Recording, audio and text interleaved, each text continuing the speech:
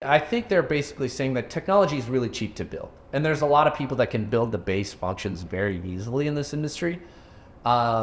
Just let them do that. Yeah. Focus on like the things that are going to differentiate you as a business, and be really good at those things. And that might be where you use your proprietary dollar.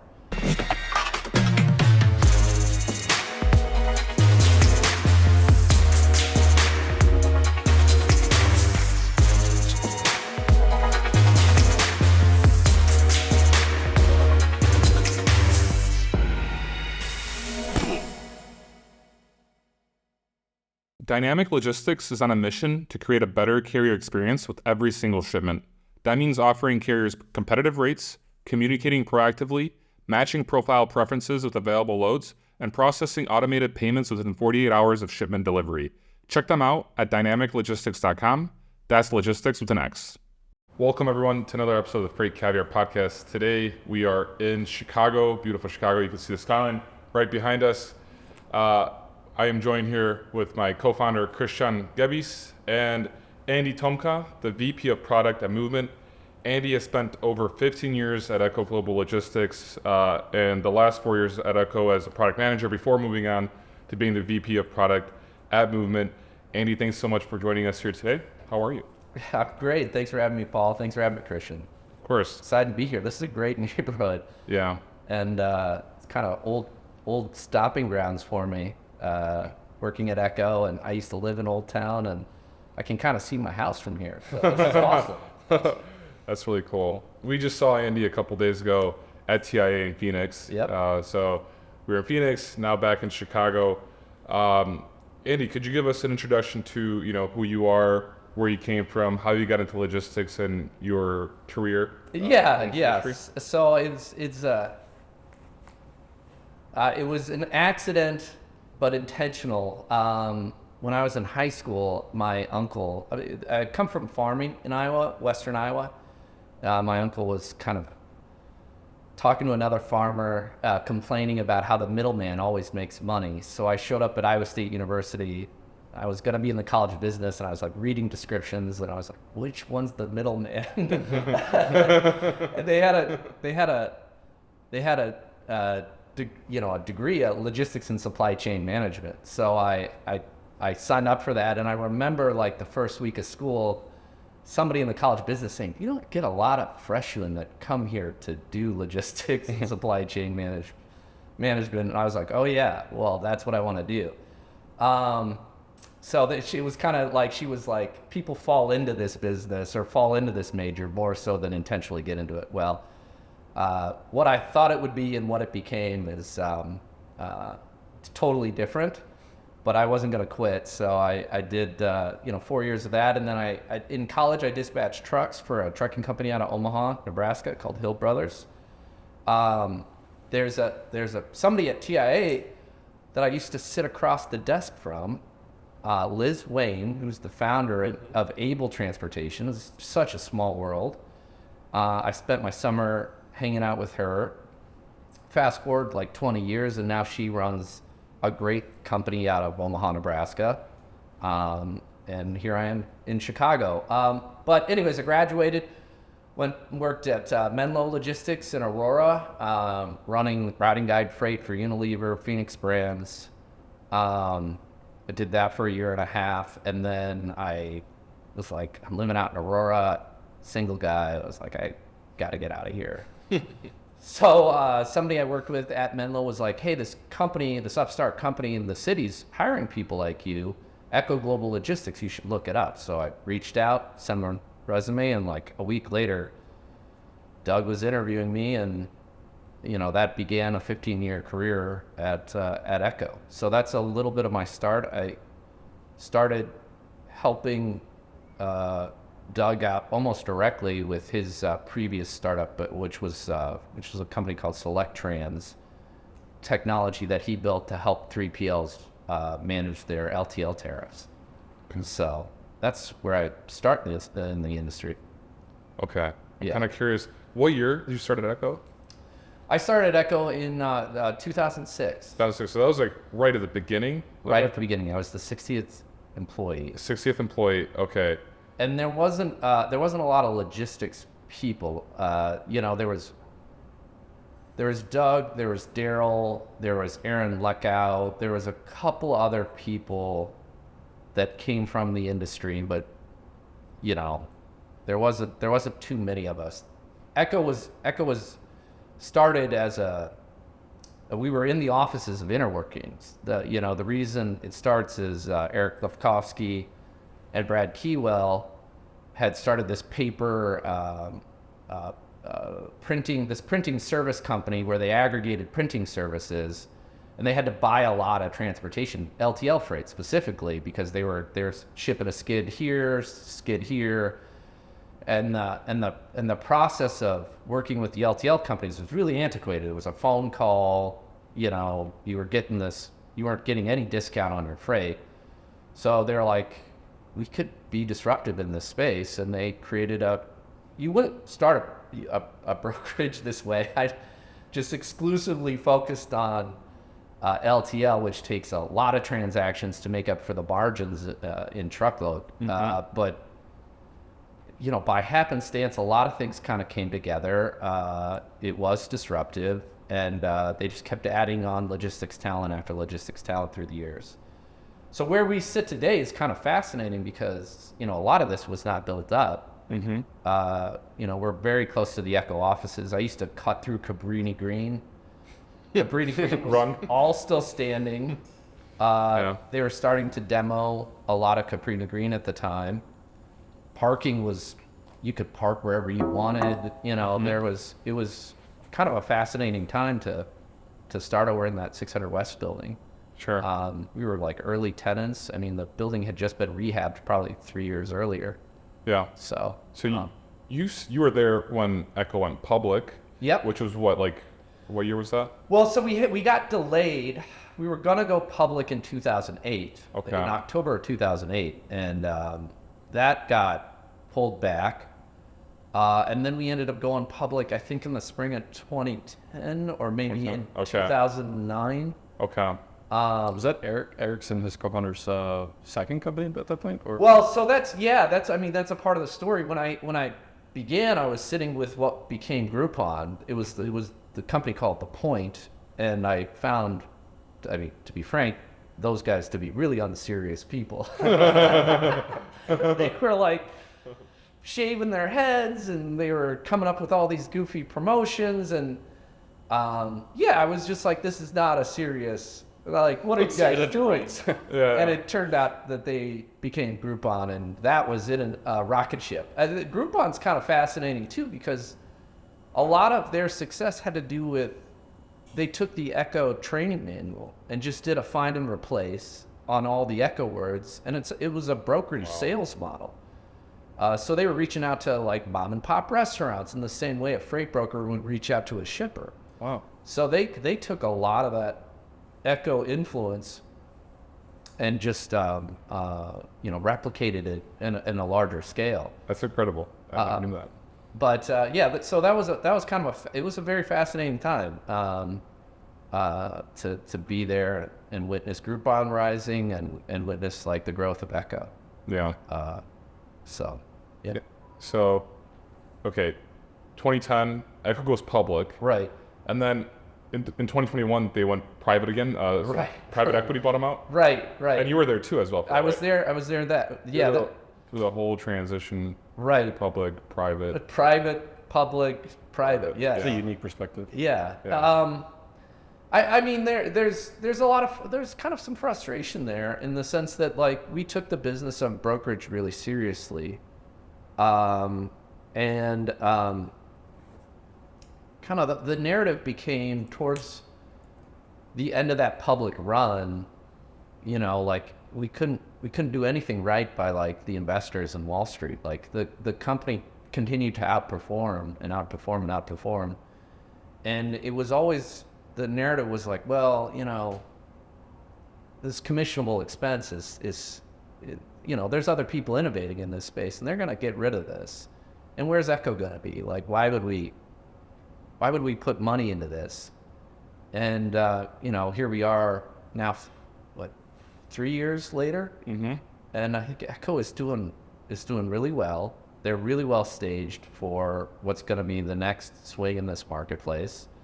Echo, They finally put the sign up on their building. yeah, they put the sign up on their building, right? You know, they've achieved so much, and they're gonna, I think, take advantage of just their discipline has been, and their continuity is something to admire. Yeah, definitely. And you then transitioned out of Echo once they went private again. Right. So it was, 2022 was very hot. It was hard to like every day get a phone call from a recruiter or a message on LinkedIn. I had been there for 15 years. I'd been working with just basically the same group of people for that whole period of time. And I was like, what else is out there? Mm-hmm. Right. So kick the tires on like autonomous trucking, kick the tires on, marketplace applications, looked at other brokerages. And ultimately, I kind of sat down with Movement, and it was kind of a funny interview because I had, the day before the interview, my son jumped on my back and he like twisted my neck in such a way where I like couldn't move my neck. Oh boy, I know what you mean. So I was in a lot of pain, and I was interviewing with them, and I was also kind of really annoyed with them because I was like, basically walk them through all the mistakes that they were going to make, and was kind of really argumentative during the whole interview. And I later learned that they were like, this guy does not like us. Why are we going to, offer him a job? And, I kind of accepted the deal on my own terms, which is really kind of where I wanted to be. And that was the past almost 2 years of my life, was helping them kind of realize what freight technology should be in this industry. Anyways, the neck straightened out. I'm more cautious. Cool. He's 7 now, so he's getting stronger, and his moves are getting better. So, got to be careful with those kids. Yeah. Hey there, amazing listeners. If you're enjoying what you're hearing on our podcast, we need your support. It will only take a moment, but it would mean the world to us. Please make sure to hit the like button on this video, subscribe to our channel, and don't forget to share with one of your friends that would enjoy our content.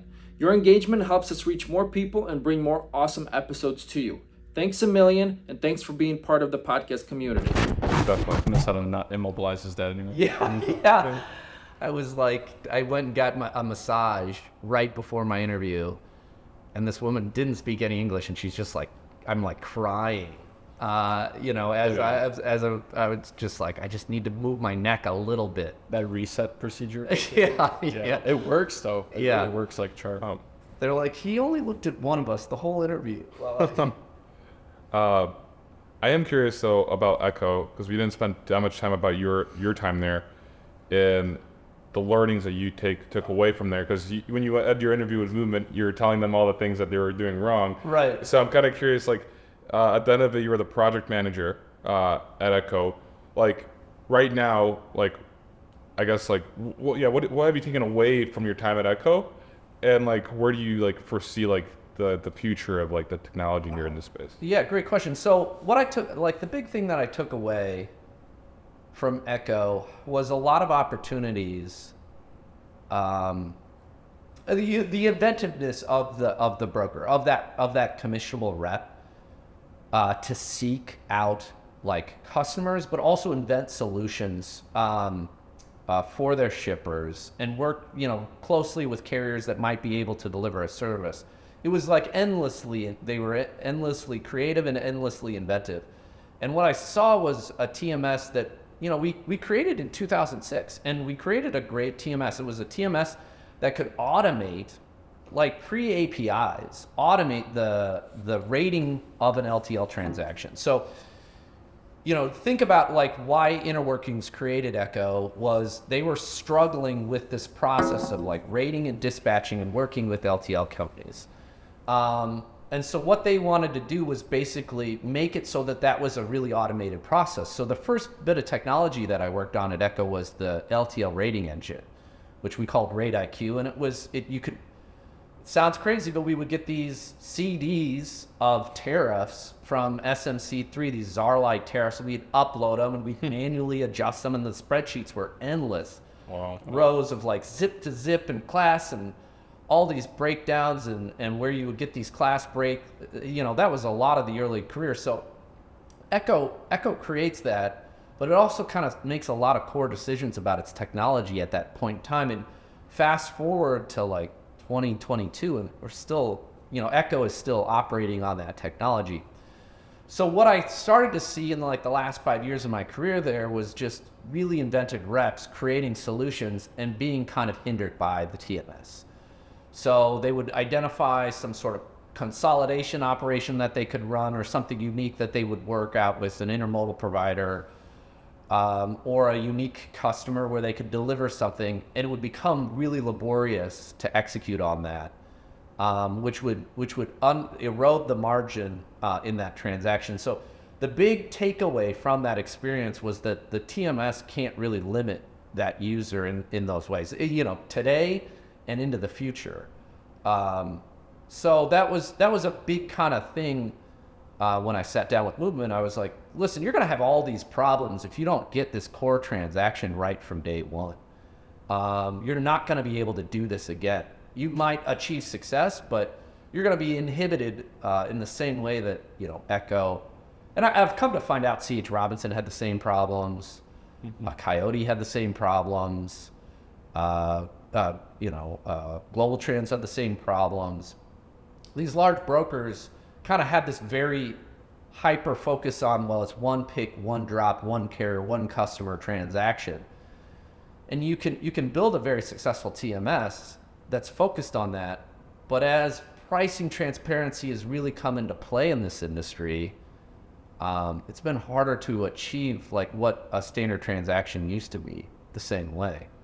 At Echo early on, like a really good day for a rep was like 8 LTLs booked in a day. And then it became 32, and then it became 64, and then it became 85. Like we were so focused on, okay, how do we automate this and how do we perfect that? Well, along the way, a lot of changes in contracts also came into play. It used to be like a savings deal where you would look at like, okay, it's 35 million in freight spend. We'll sell that to you for 30 million and we'll buy it for 28. Right? Well, over time, those deals stopped happening and it became like a cost plus deal, and you don't see those savings deals anymore. Can you a little bit talk about that? A little bit? What is? I don't even know what that means. Like a savings deal, there's a 35 million spend. I'll buy it for 30. I'll sell it. So like a savings deal would be, we would have like an enterprise sales process where we would meet with a large shipper. Mm-hmm.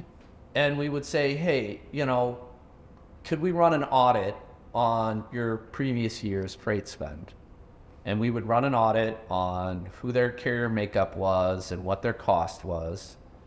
And we would have, kind of this window into, okay, they spent 35 million total in transportation.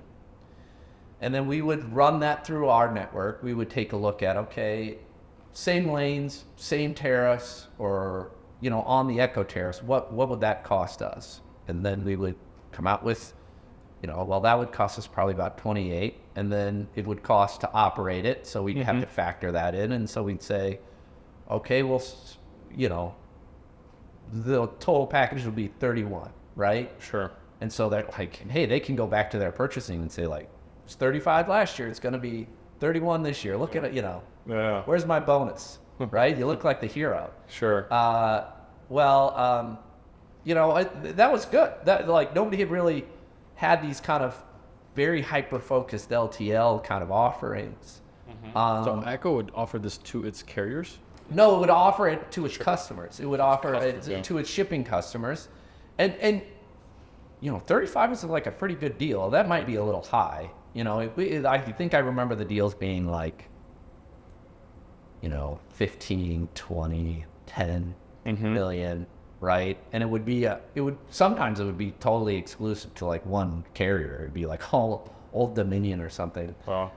And so mixing it up, and you would still have to like bring the customer along in this process, because customers have at least what I came to learn is like they'll have like one bad experience with one driver with one company, and it will forever taint, that like this Saya guy was, a little rough with this one dock worker, and he didn't like it. Well, that driver's long gone, like that should count against that company in any way. But we would try to help them observe and. Sai is a great company, by the way. I should have used yellow. Sai is a terrific company. It's well-performing stock, and I own it. Nice. It's,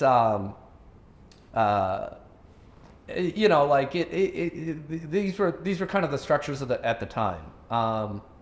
So I remember a really early day at Echo of a rep coming up to me and saying, I just sold a truckload. And I was like, oh, cool, Jim. Like, you sold a truckload. What's that mean? He's like, well, that means I just made as much margin in one day as I did in 2 of the previous days. Oh. So like Echo was also kind of figuring out like the opportunity of truckload. And if you want to fast forward a couple of years in that story, we were getting good at it. We were running a lot of brokerage in a pretty traditional way with like regionality. I don't know if you guys know what that would be, but there'd be like a spreadsheet, a shared spreadsheet on a Microsoft Drive where you would like kick it open and you would see like, okay, these reps handle East Coast freight. Sure. And then you would do kind of a TMS assignment to that. And then those reps would see it on their board and they would start working it. And it was pretty rudimentary. Well, the acquisition of Command was like gasoline. Like they came in and they taught us just how truckload really can operate. And a lot of Echo flips. Echo was at the time, 70% LTL, 30% truckload. Okay. And then it flips in like a year's time to being, 70% truckload, wow. 30% LTL. Wow. Same volume of LTL, but just like, they were so talented. The Command management team and the Command ops team were so talented, and their technology was so good that it ends up like underwriting a lot of Echo's growth over the next, period of years. That was 2015? Yeah, that was 2015. A lot of those talented managers are still there.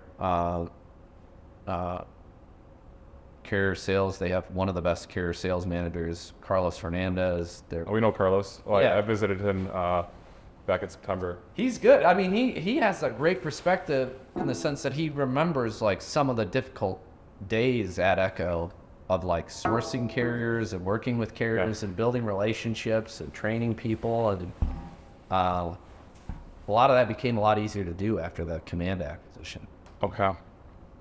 That's very interesting. I didn't know that at all. That I thought Echo from like its onset was like just a logistics company. It wasn't just focused on. It was like an all-service kind of logistics company where they did all modes of transportation. So I guess it was focused on LTL from 2006 to around 2015, 70%. Then Command comes in. What about intermodal? When did intermodal come in? Was that with Command as well? There was a couple acquisitions the pre-Command where we were trying to figure out intermodal. I don't remember the names of those companies, but there's a couple acquisitions. Echo's acquisitions were kind of running the gamut of trying to figure out some bit of technology, or just trying to figure out something that complemented Echo. And there's an acquisition of Open Mile. Which Jay Gustafson left Echo to join Open Mile and then came back to Echo. There's an acquisition of an intermodal company out of, I think, Rochester, New York. Okay. And there's a couple other companies where we started to fold things in where they could complement the customer mix. And there were some experiments with some tech acquisitions as well. But that was kind of the strategy at the time. The acquisition of Command was probably the most successful though. Easily. on both fronts, technology and talent and capability. And Command is also Paul Loeb, right? That was Paul Loeb's second tour after his non-competes. After the non-competes were up in 2006, you see Echo start that same year, you see Command start that same year, and you see Coyote start that same year. Okay. So this kind of like diaspora happens, and then they all kind of come back into this area and start building up their companies. Command was really interesting because Paul looked at TMW, and he's like, I want just a copy of that. And the TMW people are like, well, if we give you a copy of that, like, you can't do anything. We can't send you any more updates. It's like, I don't care. I know what I want to do with this. Yeah. And he used that as a base, as a base TMS to build excellent enterprise technology on top of him. And he just really focused all of his tech dollars on, finding capacity, acquiring capacity, and capacity is king kind of mantra at that company. You fast forward to 2015, and you got Echo, really good at LTL. You got Command, really good at truckload. And the melding of those two companies was a really successful outcome for everybody involved. Sure. Is it me, or am I starting to see are you starting to see this as well, that like now there's at least two companies that I think we've talked about that build proprietary tech inside the brokerage? Whereas like maybe we were talking to, I think, Matt Silver, and he was saying like, you should only, or maybe his dad was telling him, you should not build the technology if you're building a brokerage, or you keep those. I think it was different. I think it was different back in the day, right? Yeah, it was different, and I think I've heard. I don't know. You know how I'm going? Yeah, no, but I've heard that sentiment, and I think they're basically saying that technology is really cheap to build, and there's a lot of people that can build the base functions very easily in this industry. Just let them do that. Yeah. Focus on like the things that are going to differentiate you as a business, and be really good at those things. Mm-hmm. And that might be where you use your proprietary dollar. Echo had to build this technology because we couldn't buy it. We looked at McLeod at the time, which was in 2006. I think they had been selling to brokerages, but they were really a truckload dispatch tool. And that's what they really do very well is truckload dispatch. So we were trying to evaluate things. But we couldn't. Part of the reason Doug joined the organization was because he had built technology, that Selectrans company, and he had customers on it. And they were struggling to manage their LTL tariffs and their LTL rates. So he had experience, with that technology and building it. So that was his early compliment. Today, you could get an SMC3 API. You don't have to host your rates. Yeah. There's a bunch of things you don't have to do anymore. You don't have to invent that stuff. So there's people that are, have created the building blocks out there. You just gotta integrate to them and build around. You did mention that Paul Loeb at Command, he went to TMW, and he built software on top of TMW. Like he created his own kind of version of TMW. Well, yeah. So TMW's still around, but yeah, a lot of this story was kind of told to me by people that were in the room. But sure, he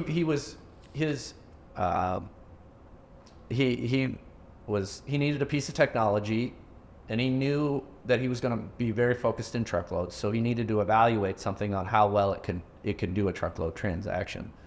And TMW, I think they might have used it in the past at some point, maybe at American Backhaulers, but it wasn't an unfamiliar technology. It was software. It was a SaaS platform where they would do constant updates to it. They would do advancements in it. And part of the problem is if you're going to build something on top of it, that advancements can unwind what you were building, right? So that's something you've always got to be very conscious of. And I'm sure his tech team was probably like, if this is what you want to create, we can't have any inconsistency in the base parts of this technology. It's always got to be kind of the same thing. So TMW, when I show up and I was helping with the implementation of Command into Echo, when I was taking a look at it, it could do EDI, it could do mass acceptance of tenders, it could manage truckloads, it could. They didn't really do a lot of LTL. In fact, I've been told this many times by people at other brokerages. We got one guy that does LTL here, and guess where he came from? Like Echo. And they're like, yeah, Echo. Like, Command had one guy that was like really good at LTL. You know, he could figure it out. So TMW could do all these kind of base things, and then what he built was this basically capacity ingestion engine that was really hyper focused on the arbitrage within brokerage. So basically, bringing in capacity, working with capacity, making sure capacity never left Command's four walls, and always keeping it moving, always paying the carriers. That's another thing we can't overlook, is how much he believed in paying the carriers as quickly as possible, paying them upon delivery, like just working it out with the carriers, just not arguing with them, focusing on the relationships so that they always had a good reputation. If you remember those years pre-acquisition, if you're driving in from like Skokie, they had a billboard. You know, if you're driving north from the north side of the city, on 290, yeah. They always had a billboard that was always directed. It was either making fun of the Bears or trying to just, you know, lighten up the carrier's day. They always kind of had something funny up there. Okay. That was their billboard. So they were always really hyper focused on the carrier relationship, and that's a big instructive part of this industry's history, is just how they taught Echo, you know, that be really good at this. Mm-hmm. So I definitely remember those years very clearly. I just learned a lot from you, Andy. I'm really liking this conversation. I think there's a lot we could tap in from you, yeah. And to understand like the industry. I do want to like transition to movement. Because of like, yeah. I mean, you just like, I guess, educated us a lot on like the history and like the kind of evolution of like the TMS and overall like the companies in Chicago. So like now you're at Movement. You've been there for almost 2 years, and like, what have you taken from those moments and years of being in TMS where you're like, okay, what do we need now in the industry? Right. So I kind of touched on it a little bit earlier, is that the technology can't be a limitation, right? So the compression that we've seen compression in LTL rates, we've seen compression in truckload rates, but what I started to see at Echo was the inventiveness of the reps to always be trying to seek out those high margin opportunities. And often those opportunities presented themselves in really kind of interesting ways, whether it would be like partial consolidated operations. You know, we had a very successful partial consolidated operations team. And what that team was limited by was Echo's ability to have multi-load or multi-customer transactions within the same ship. You got to think about like your obligations to your customer. You got to provide them with like clean visibility. You got to provide them with great service, making sure all your check calls are made, making sure that like their needs are met, right? But also, how are you winning that customer? And you're going to win them on price and service. So how are you delivering that? And kind of what I saw was that there was a lot of margin opportunities kind of in the corners of transportation, where the TMS was kind of failing the user. So they might understand that FFE is the dominant provider of reefer LTL freight, and create a program for Southern California to go into UNFIs where they got to consolidate all this freight, put it on one reefer carrier. Well, the carrier that kind of delivers that service is a little bit of a unique multi-stop carrier that's generally something a carrier doesn't want to do, but there are carriers out there that they understand the margin of it, and they understand that it's hard work. So you start to find that capacity, and then you start to find customers that are, you know, paying $775 a skid, you know, and the value of the product is maybe $4,000. So they're like, they're come to, show up to tell me what you can do for me. And if you can figure out how to build these programs, well, so there's limitations like that. And I just saw other limitations kind of coming into play with like cross-border freight. It's not one pick, one drop, one carrier, one customer in these transactions. It's multi vendor, like warehousing, you're cross-stocking, you're hiring labor. And if your finance person's walking over and being like, you can't have these like zero revenue, all COGS loads. You can't have all these all COGS, no revenue loads in the system. We get audited. We're a publicly traded company. We got to explain to people like what we're doing, right? These are the kind of the limitations. And as we look to the future, right, with the growth in cross-border volumes, and it's not changing. This is a solid trend that we're going into. The broker has to move with that. They have to continue to be inventive, and that's the future of this business. Is as you need a TMS that can do all these things, but think about like, what AI needs to be able to read from a TMS can't be the TMSs of 2006. Yeah. Right? If AI is going to help you, consolidate freight, or if AI is going to help you like, take a carrier and run that carrier in a network so that they never leave your four walls, it's got to have really solid information. It's got to have a solid transaction. But some of that information that maybe is missing at the moment.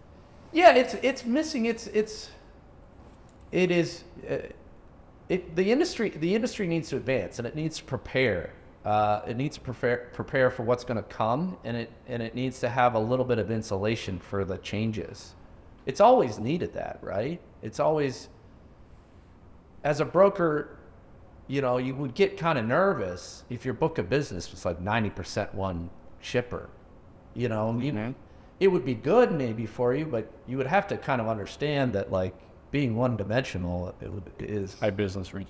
It's a high business risk, even within, the individual rep within the four walls of Echo. We would always be trying to figure out, okay, like how, we're not trying to take commission away from you, but like you're a really good sales rep. How can we keep you selling, but also keep this relationship. So that was one of the, I think that's a big emerging trend, is just like, can your TMS back up the complexities that you're about to be confronted with, and the technology that's emerging. Mm-hmm. AI is, you guys had a recent, you linked to Jamie Dimon's comments on AI, right? And what does Wall Street kind of, how in the finance industry, how do they think about AI? Well, a lot of them think that like those entry-level jobs in finance, like the guys that would just like be working, 16-hour days, loading up information in spreadsheets. Well, that's, I kind of did that job in the early 2000s, like managing routing bound freight. Like that's how I learned this industry, right? The AI is gonna, and the finance industry has identified that those entry-level jobs are going to be kind of the first ones that AI can replace. Well, what's going to happen to like these people that are coming out of college that, would be perfect for this industry? How are they going to find a home? I don't have answers for this, but like that's how AI is going to first be implemented, right? And the industry is just like automated routing guides and automating sourcing capacity, and it's already had a big impact on just like document collection and how we attach PODs and how we make check calls. This industry needs to kind of prepare for that. I don't have a good answer for that right now, but Sure, makes sense. And another big news from Movement was that they raised what, $20 million. Yeah. That was also with Andreessen Horowitz, really Global Ventures was. yeah, very well known VC out of Silicon Valley. Yep. What did they see in terms of like the vision for the product? Well, they saw, a lot of technology has not been accessible. A lot of enterprise technology hasn't been accessible to the vast majority of brokers. So I think the number is like 15,000 freight brokers in the United States who have these TMS platforms that are really built for a pretty solid shipper use case, right? One pick, one drop, one carrier. And what they need to be able to plan for is this future application of API rating, integrations into tracking services.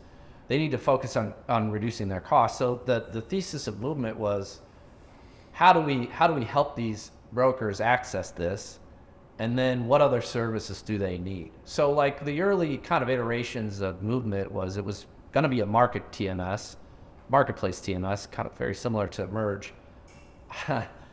I came in and I wasn't too big of a fan of that idea. Echo had created a marketplace TMS called Flex TMS to kind of compete against C.H. Robinson's TMC product.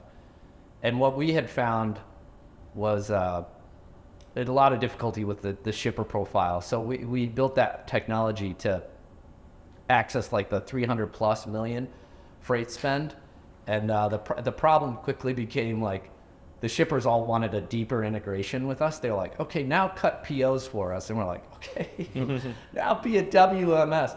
It became something that was like, this is not what we wanted to do. So that was an early influence on my time at Movement. I was like, you guys are going to have all these problems. You'd like it, and they're just going to ask for more and more and more, and you're going to end up turning into a brokerage. I said, but if you wanted to do this is kind of how we could build a TMS that really should be everybody's TMS. So the early days at Movement were, educational for everybody that had been there and had a kind of a different vision for what the company would become. So the past year and a half has been really focused on building a best-in-class TMS that gets a lot of the core transaction right and prepares for the coming future. Sure. And there are other services besides TMS, right? If I'm not mistaken, and I might be incorrect because it might change, but there was like factoring involved? There was factoring.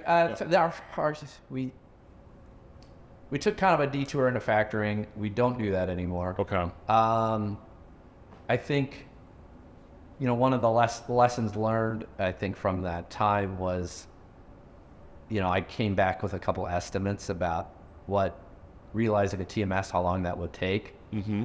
And that was not an acceptable answer. We had to have a different product built in a short period of time. And Movement had been doing some factoring for some brokerages on the side. I don't exactly know how to describe that, but they're like, can we create a product around this? I was like, yeah, you could create a product around anything. It's not that. If you've thought of it, I can do it. So we did do that for a little bit, and basically what we learned is that you gotta own that transaction. You gotta know more about that shipper. You gotta know more about the brokerage if you're gonna underwrite their factory. It's harder than it looks. Mm-hmm. And we've learned that lesson a little bit the hard way. Okay. So right now, we're trying to integrate with as many factoring companies as possible. Denim, TriumphPay, and all the any factoring company and brokerage is using. We want to be integrated with that. Definitely. Yeah. And I mean that's something like I feel like in business is like pretty regular. You learn from your mistakes. You kind of you try to go out and do another maybe provide another service, and then you're like, okay, maybe that's not my core offering. I should stay more focused and do that as best I can. Right. You could do these things. It's just there's so much more opportunity once you have the TMS right. You can go in any direction. So that's kind of just what we've been planning for. Okay, got it. Gotcha. Yeah, learning from the mistakes, doing it very quickly, but not repeating them is probably I would say, at least what I learned, the most important thing. Right. But like making them, it should be fine. Right. I think a lot of people are generally scared or worried about making them, but because sometimes it can cost. I guess I understand that, but hopefully you guys, like you said, you guys have learned some valuable lessons from that and refining the strategy and product. So yeah, a lot of the time of movement has been like, don't touch that. Don't touch that wire. Just stay away from that thing. Don't do it that way. Yeah. Sometimes that's good and sometimes that's bad a little bit. I think it's good in the sense that like I'm a product of all these years in the industry, but sometimes it's bad in the sense that like maybe parts of this TMS project, this TMS work that we've been doing is a little bit Andy's revenge. It's like all these years at Echo and struggling with all these different problems, has been creating a TMS that is hyper focused on all of those. Maybe we should have just been making a lot more mistakes. Yeah. I say that and I regret saying it because I think that, it's a great TMS. I'm curious in terms of like the business model, because I know when you had in patch factoring, I think it was a free TMS, right? Yes. Okay, Yeah. but now it's probably not. Well, it's not a free TMS. So what we kind of learned from the free TMS experiment a little bit was it like stopped conversations with brokers. They were like, what are you going to do with my data? Okay. What are you going to do? Like, what is this going to turn into? Who's going to get access to it? And that's not what we wanted at all. Yeah. We wanted to offer all these other services on top of the TMS, and that's still what Movement wants to do. But it kind of became you might have heard these stories before, but I do remember experiencing it as a kid. My aunt putting an ad in the local farm paper for free puppies and nobody showing up. And then she changed it to $5 and the puppies were gone in a day. Yeah. Like if you find it to be of value and you sell it to a customer at value, they'll appreciate it a lot more. Now, do they wish that they didn't have to pay for their TMS? Maybe, but if we can guarantee that their information is their information and that guarantee is in a price, then let's do it.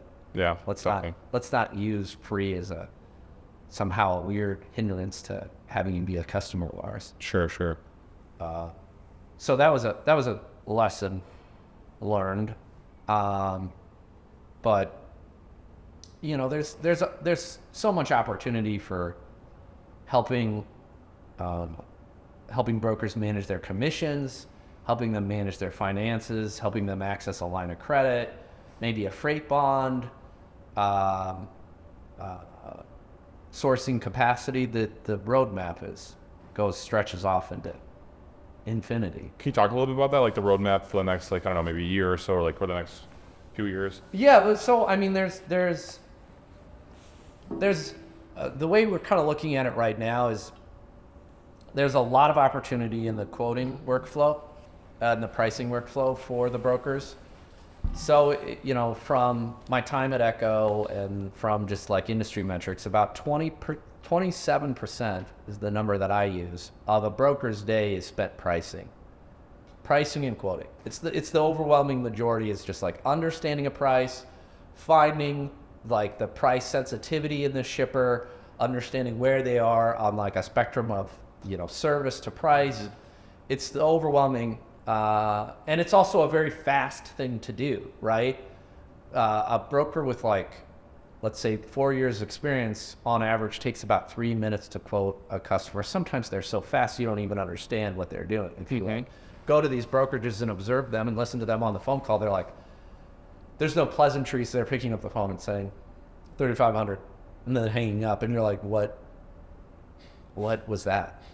And we're like, well, I know that guy goes between, Denver and Charleston, and that's the price he's gonna get, and he's gonna shop around, and he'll call me back in 10 minutes. Sure. Like there's. So that's all to say, that a lot of pricing quoting happens outside of the TMS. And this is kind of a great opportunity for everybody to realize that, the 10 years are short in this industry. It's at TIA, I heard one of the numbers, 1.5 years. The number that I was using was like 2 and 3 months, but maybe it's come down quite a bit. Mm-hmm. So 10 years are short. Shippers are transactional. So the deal flow is broken, which is why we built a CRM into the TMS, is to kind of facilitate that deal flow even better.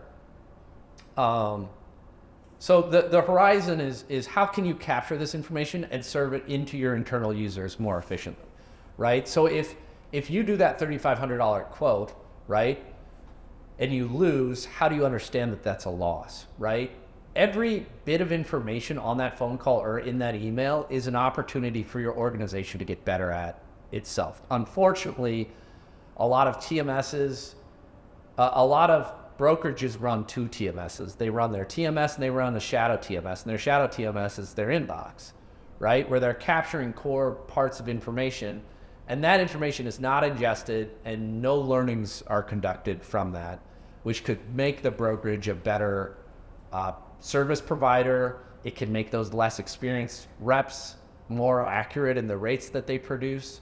So that, like, roadmap wise, is a big goal of ours, is how do we make that quoting process more efficient, more intelligent? How do we help underwrite that with AI opportunities?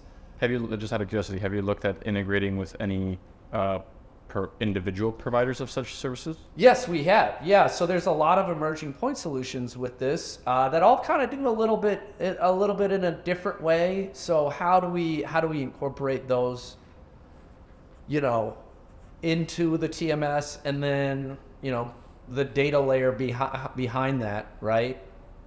We're integrating with DAT to help underwrite some of the market data. So DAT's going to be a big provider of these services that help the broker kind of understand, okay, like, where do I need to be price? And then where do I need to be, or where are we internally? Do we know a lot about this lane? Do we know a little bit about this lane? These are really critical questions. Is this even worth my time?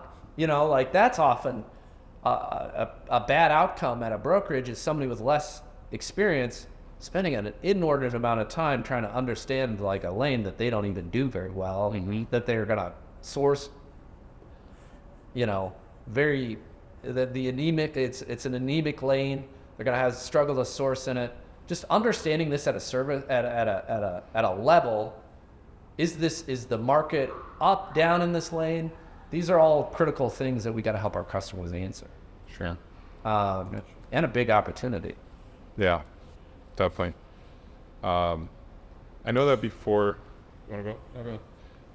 Before we started recording, there was some golden nuggets that you mentioned, because there's, like, I guess there's this trend, especially like in 2021. Overall, like, beforehand, you also mentioned this, where it was kind of like uniting shippers and carriers, right? Eliminating the broker. A lot of money was raised on this. Right, a lot of money was raised on this. A lot of people from outside the industry had a kind of identified. Dynamic Logistics is on a mission to create a better carrier experience with every single shipment. That means offering carriers competitive rates, communicating proactively, matching profile preferences with available loads, and processing automated payments within 48 hours of shipment delivery. Check them out at dynamiclogistics.com. That's logistics with an X. Yeah, so a lot of money was raised on the idea that you looked at the financials of publicly traded brokerages and you saw their commissionable expense being an outsized expense in the industry. This really kind of starts with Uber a little bit, where, like, we can be disruptive if we figure out how to unite the shippers and the carriers using technology, and we can cut this commissionable expense out, and we're going to look amazing to any investor. And there was a hyper focus on that. A lot of people from outside the industry had this thesis and were able to raise a lot of money. One of the things, let's just kind of summarize a couple things. Pallet can't get off the back of a truck and move, right? So that's one of the problems. The truck itself has a very high utilization, very high utilization. It's hard to make money off of a truck, right? So the efficiency of a truck is like 97%, right? You got to run it at above that efficiency to pay your bills, to maintain the truck, right? So it's not a Prius sitting in a garage that's got like a 10% efficiency. So the trucks are always moving. The trucks are always responding to lanes and prices, right? So then you kind of take a step up, right? In the problem with disrupting it is that trucks will go anywhere, and shippers are really inconsistent in their volume. They might have a customer come in and order something one month and not be there in the next month. So you're going to struggle to capture the shipper's eyeball. The pressures in intra that company is like, how are you maintaining that price? How are you maintaining our service? The person that does that job always needs to keep a thumb on that. And then the carrier is, hey, like, I'm here today, gone tomorrow. This is great, right? So ultimately, what's the advantage of the person, right? The person, if done really well, is a consultative arm to the shipper. When you enter into a marketplace, when you enter into removing that consultative arm, you start to lose some key insights, right? What in the brokers that you guys have met in all your years doing this, what you're gonna find that differentiates them is their ability to basically become this like part of that ship. They become they are invited to weddings, they're invited to christenings, they go to company golf outings, and it's because that broker has become such a great part of that purchasing arms for that industry. They're called upon to be like, okay, you don't do this lane, but what would you do here? What would you do here? What would you do here? What have you seen here? What are other people doing over here? And when you enter into these marketplaces, when you enter into that purchasing person loses access to that information. And this is really critical to them keeping their job and advancing up their career ladder. The same side with the carrier, right? Reed with Lost Freight did a great interview with this truck driver Van. I can't recommend that interview enough, where he was talking with Van about like how he had worked with C.H. Robinson, and he had this truck driver had come to really like the carrier reps, and what he liked about them is how consultative they were and how assistive they were to him operating his business. So there's a desire on both sides of this. On both the buy side and the sell side, on the carrier side and the shipper side, to know a little bit more about what they're looking at, have a lens into what the opportunities are, and that seemed to be lost. That seemed to be lost as they were raising all this money. How are you gonna replace that? How are you gonna help underwrite that? The first lesson I ever learned in this industry is when I worked at Hill Brothers Transportation. Pete Hill, who started that company, brought me into his office and he's like, you go to Iowa State, don't you? And I said, yeah, I go to Iowa State. And he goes, you know Russ Jardine? And Russ Jardine had just given Iowa State University a ton of money to build a building that became the Jardine Business Building. And he was the founder of Heartland Express out of Cedar Falls, Iowa. And he was a very good operator of a trucking fleet. And Pete said, Russ taught me a great lesson. And I was like, okay, what's that? And he's like, he taught me how to negotiate with shippers. And I was like, kind of tell me more. This is really good insights. And he's like, we had an account with Kellogg, and Heartland Express had brought me in to this deal. And the Kellogg had this new purchasing guy, and he called Russ in one day and he said, I want discounts here. I want 35 cents off this lane. I want 45 cents off this lane. I want 10 cents off this lane. And Russ said, that's great. That is great. I will have my trucks out by Friday. They'll be gone. And the guy was like, what? He's like, no, I understand. You need discounts. I can't provide those discounts to you, and I'll have my trucks gone. 2 weeks go by, and Russ gets a phone call from that guy, and he says, what can I do to get you back in here? What can I do? How do I? And he was able to press all these price increases onto them, and that guy disappeared from that operation. He thought he was so savvy, and he was gonna, but Russ understood his costs. He understood what he needed to make. He understood all of these things, and he also understood that his drivers knew everybody at those docks. And so, technology is not going to replace that. It's just not. It's these great insights into opportunity and into what's coming. Brokers just need to get better at it. They need to become a better advisor to their carriers. They need to become a better advisor to their shippers. And that's the opportunity for C.H. Robinson. That's the opportunity for Echo. That's the opportunity for all brokers out there. There's basically these pockets of information, these gold nuggets that you can only find out by exploring the physical world. And it doesn't seem like that's basically where, at least to me, where the limits of digitization or AI may be reached.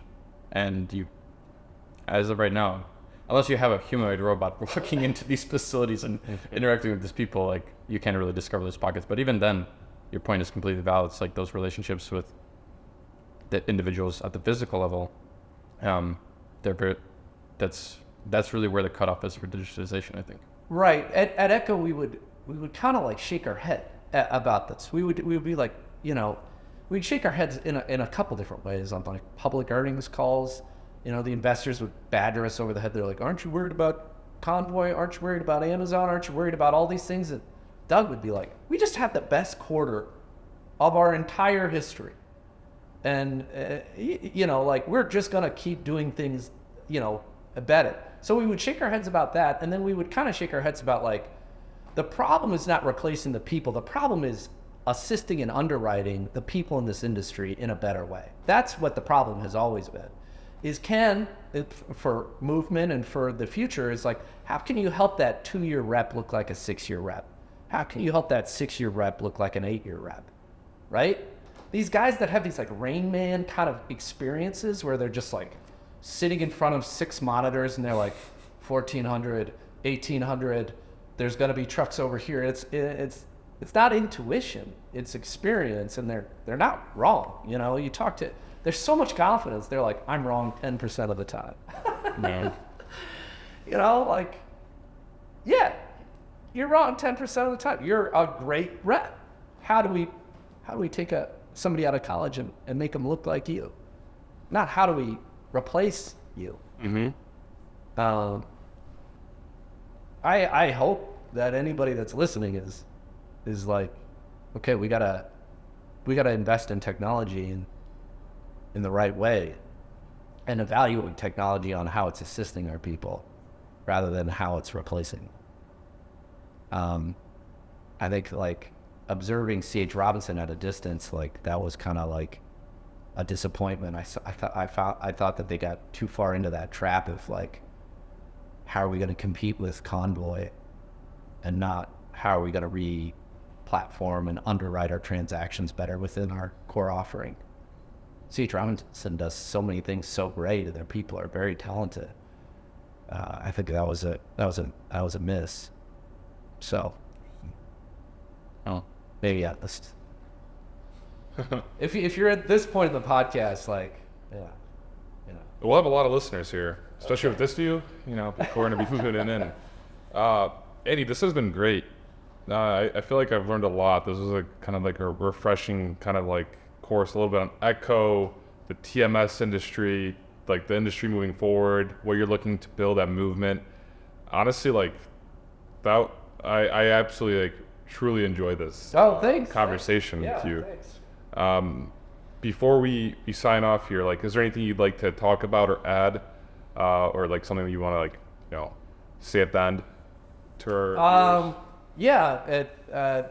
Andy Tomka. You can find me on LinkedIn. I'm the VP of Product at Movement, MVMNT.io, building a great TMS that's focused on, growing brokers and helping them achieve, a lot of success. So that's a little bit about me, and this has been a great, just being in this space, and this is really excellent. Thanks for having me. Definitely. Thank you for coming on. Thanks for calling, Andy. This is awesome.